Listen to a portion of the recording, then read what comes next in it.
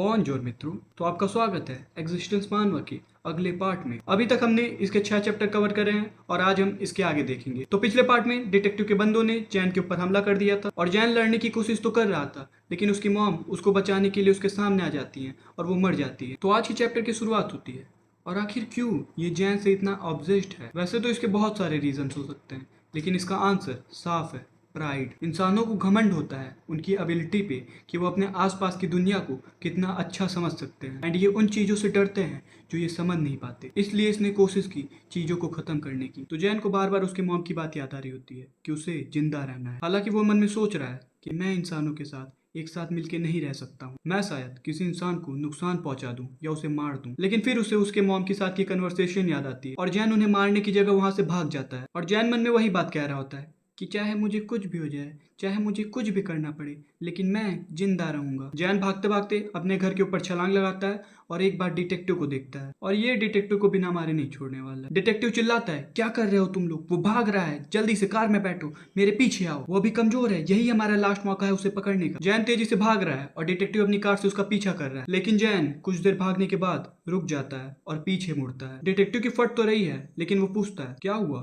तुम भाग चुके, तुम और भागने की कोशिश क्यों नहीं करते? तो जैन कहता है, मैं वहां से इसलिए भागा क्योंकि मैं वहां कुछ कर नहीं पा रहा था। अगर मैं वहां कुछ करता तो मॉम को बुरा लगता। मुझे माफ करना। जिन लोगों को मैंने पहले मारा, जिन लोगों को मैंने अभी कुछ देर पहले मारा, और जिन लोगों को मैं अब मारने जाऊंगा, सबकी एक माँ है, सबको कोई ना कोई प्यार करता होगा और तुम लोग किसी को प्यार करते होगे, बिल्कुल मेरी तरह। तो डिटेक्टिव हंसते हंसते कहता है, एक बच्चा हो के भी तो बहुत अच्छी तरीके से बात कर लेता है। तो फिर जैन कहता है, देखो मुझे पता है कि मैंने कुछ गलत किया, लेकिन ये तुम्हारे ऊपर भी अप्लाई होता है। तुम लोग बिना पछतावे के मारते हो, तुम लोग तबाह करते हो, तुम लोग सब खराब कर देते हो। मैंने हमेशा से अपने आप से ये सवाल किया है कि क्यों मेरा बार बार पुनर्जन्म हुआ और क्यों मेरे पास ये सारी पावर्स आई, लेकिन अब मुझे पता चल गया है। मैं पैदा हुआ हूँ तुम सब यूजलेस ह्यूमंस को खत्म करने के लिए। और ये कह के जैन हवा में बहुत ऊपर तक उछलता है। डिटेक्टिव लोग सबकी फट चुकी है और उतने में जैन वापस तेजी से नीचे आता है, एकदम एक मीटेरॉइड की तरह, और बूम,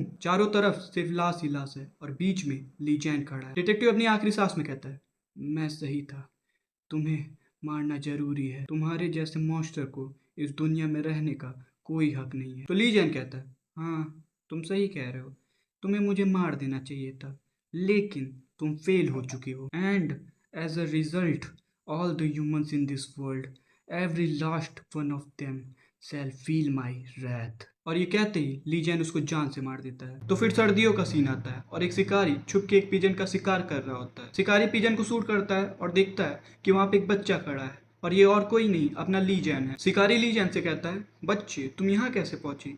ये हंट करने की जगह खतरनाक है। तो जैन फिजेंट को देख रहा होता है। तो शिकारी पूछता है, क्या तुमने पहली बार एक फिजेंट को देखा है? ये काफी बड़ा है ना, मैंने भी पहली बार इतने बड़े फिजेंट को देखा है। तो जैन उससे पूछता है, क्या तुम इस बात से प्राउड हो? और जैन इसको मारने का मूड बना चुका है। उतने में वो शिकारी जैन से पूछता है, तुम्हारे पेरेंट्स कहाँ हैं? तो जैन काफी उदास होकर बताता है, वो मर चुके हैं। तो शिकारी अपना कोट उतारता है और जैन को पहना देता है और कहता है, अभी सर्दियां चल रही हैं, क्या तुम्हें ठंडी नहीं लग रही? तुम ये आधी बाही वाले कपड़े क्यों पहने हो? जैन भी हैरान है कि वो उससे इतने अच्छे से बात क्यों कर रहा है। तभी वो शिकारी जैन को कहता है, चलो तुम मेरे साथ मेरे घर चलो। वो शिकारी जैन को अपने घर लेके जाता है। तो उसकी मॉम बाहर ही खड़ी है। तो वो कहता है, मदर आई एम बैक, और आप इतनी ठंडी में बाहर क्यों खड़ी हैं? मैंने आपसे अंदर रहने के लिए कहा था ना। और जैन काफी गंदा हो चुका है, तो वो पहले उसे नहलाता है और उसके बाद फिर वो खाने बैठते हैं और खाने में वही जो अभी उसने फिजेंट को मारा। लेकिन जैन कुछ खा नहीं रहा होता है। तो शिकारी कहता है, क्या तुम भूखे नहीं हो? जल्दी खाना शुरू करो। तभी बगल में से एक लाउड नॉइज आती है। तो शिकारी बताता है कि माउंटेन पे अभी कंस्ट्रक्शन चल रहा है और वो क्या उसे कहते हैं, रिजोर्टो। तो ये एक रिजॉर्ट की बात कर रहा है, छोड़ो ये सब। अच्छा ये बताओ तुम इस माउंटेन पे कैसे पहुंचे? तो जैन कहता है, चल के। वो शिकारी भी सोचता है, हैं क्या कह रहा है ये बच्चा? तो फिर शिकारी कहता है, छोड़ो ये सब, यहाँ कुछ नहीं है, ये एक बच्चे के रहने के लिए सबसे अच्छी जगह नहीं है। मैं कल तुम्हें एक गांव में लेके जाऊंगा और उस गांव के चीफ से बोलूंगा कि तुम्हारा ध्यान रखने के लिए किसी को ढूंढे, और तुम्हें स्कूल जाने की भी जरूरत है। जैन खाता रहता है। तो शिकारी उसके सर पे प्यार से हाथ मारता है और बोलता है कि स्कूल में अपने बड़ों से कैसे बात की जाती है उसे सीखना। जैन भी ये देख के काफी सरप्राइज होता है। फिर रात होती है एंड अभी हमें उस शिकारी और उसके डैड की कुछ फोटो दिखाई जाती है जो कि मर चुका है, और जैन दोनों के बीच में लेटा है और इनके खर्राटों की वजह से उसको नींद नहीं आ रही है। अब अगला दिन और शिकारी जैन को अपने कुछ कपड़े पहनाता है जो कि शायद जब वो बच्चा था तब के हैं, लेकिन ये फिर भी जैन के लिए काफी बड़े हैं। जैसा कि हमें फोटो में दिखाया गया था कि शिकारी बचपन से ही काफी हेल्दी था, तो शिकारी उसके पैंट नीचे से मोड़ता है एंड दैट्स परफेक्ट। फिर शिकारी अपने मॉम से बोलता है कि हम जल्दी आ जाएंगे और ये दोनों हंट के लिए निकल जाते हैं। तो जैन और शिकारी जाते रहते हैं। तो जैन शिकारी से पूछता है, आपकी मॉम ज्यादा बात नहीं करती? तो शिकारी मजे में जैन के सर पे हाथ फेरता है और कहता है, वो तो तुम्हें अपने बड़ों से बात करना आता है? फिर शिकारी बताता है कि वो बोल नहीं सकती और सही से सुन भी नहीं सकती। फिर जैन उससे पूछता है, अगर वो सही से सुन नहीं सकती तो आप उनसे हर वक्त बात क्यों करते रहते हैं? तो शिकारी कहता है, भले वो मुझे सुन न पाए लेकिन वो मुझे समझ जाती है, और जब तक वो मेरे इंटेंशन समझ रही है यही मेरे लिए मैटर करता है। जैन को पक्का ये सुन के अपनी मॉम की याद आई होगी एंड तभी पानी बरसने लगता है। तो पानी काफी तेज बरस रहा होता है। तो ली जैन और शिकारी एक केव में रुकते हैं और ना, ये कंस्ट्रक्शन साइट है, यहाँ कुछ तो बुरा होने वाला है। और जैसा तुम देख सकते हो, ऊपर कंस्ट्रक्शन साइट है और नीचे केव में लीजन और शिकारी बैठे हैं। शिकारी बोलता भी है, ये ठंडियों के मौसम में इतनी पानी क्यों बरस रही है? और जैसा मैंने सोचा था, पानी की वजह से पहाड़ की मिट्टी खसक जाती है और शिकारी उसके अंदर दब जाता है। हालांकि लीजन बच जाता है। तो शिकारी लीजन से पूछता है, क्या तुम सही हो? और लीजन को यकीन नहीं हो रहा है। लीजन उसके पास दौड़ता है और मिट्टी हटाने की कोशिश करता है। शिकारी कहता है, अब मैं क्या करूं?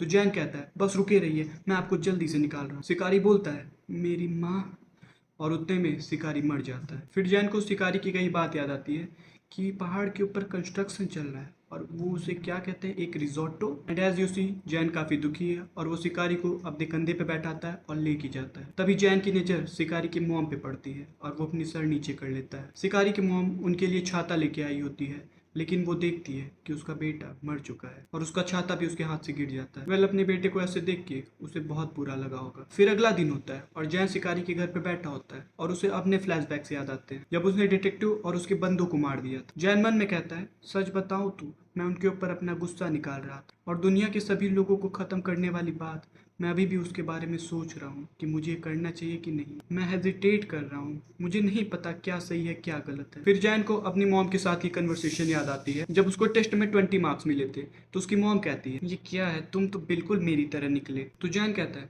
मुझे नहीं आते थे तो मैंने नहीं किए। तो उसकी मॉम कहती है, भले ही तुम्हें कोई चीज ना आए लेकिन तुम्हें कम से कम उसके लिए कोशिश करनी चाहिए। अगर तुम कोशिश नहीं करोगे तो सीखोगे कैसे? फ्लैशबैक खत्म और दूसरे साइड रिजॉर्ट की ओपनिंग सेरेमनी है। तो ओपनिंग सेरेमनी करने के बाद वो बंदा एक चीज नोटिस करता है कि कोई आ रहा है एंड तुम जानते हो ये कौन है। तो वो बंदा कहता है, क्या वहाँ कोई गार्ड्स नहीं है? इतने इंपॉर्टेंट दिन पे वो लोग क्या कर रहे हैं? जाओ जल्दी से उसको निकालो। तो दूसरा बंदा जैन के पास जाता है और कहता है कि हे बच्चे, यहाँ आना अलाउड नहीं है, यहाँ से चले जाओ। और तभी वो ये देखता है और तुम देख ही सकते हो कि जैन ने क्या किया है, मुझे बताने की जरूरत नहीं है। तो फिर जैन को अपनी मॉम की बात याद आती है कि अगर तुम्हें कुछ नहीं समझ में आ रहा तो बस कर दो, किसे परवाह है कि तुम्हें 20 मार्क्स मिले या 0। It's okay to be wrong. अगर तुम्हें कुछ नहीं समझ में आ रहा हो कि तुम्हें क्या करना है तो बस जो तुम्हें सही लगे वो कर दो। अब मैं हेजिटेट नहीं कर रहा हूँ और तुम लोग मेरे हाथों से मरोगे, and reason because I want to. तो आज का पार्ट यहीं तक। इसके आगे जैन क्या करता है ये सब हम देखेंगे अगले पार्ट में। क्या जैन सही में सबको मारेगा और दुनिया के सभी इंसानों को खत्म कर देगा? ये सब हम जानेंगे आगे के पार्ट्स में। तब तक के लिए